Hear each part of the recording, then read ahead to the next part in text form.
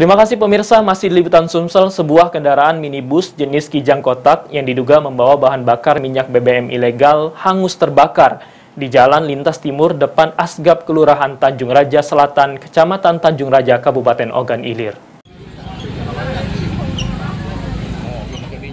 Peristiwa terbakarnya mobil minibus di Jalan Lintas Timur Sumatera terjadi pada pukul 19.30 waktu Indonesia Barat, di mana dalam kejadian tersebut sopir mobil melarikan diri meninggalkan kendaraannya hingga hangus terbakar.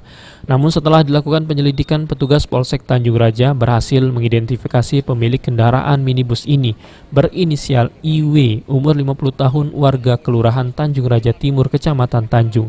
Menurut Kasih Humas, dari pemeriksaan mobil disopiri IW tiba-tiba menghentikan kendaraannya karena alami konsleting dan sopir langsung keluar meninggalkan mobilnya lalu akhirnya terbakar. Selain itu, dari olah TKP polisi diduga mobil minibus memuat BBM ilegal sehingga saat terbakar pemilik mobil langsung melarikan diri. Kebakaran mobil ini berhasil dipadamkan petugas dibantu warga setempat serta pengguna jalan lainnya.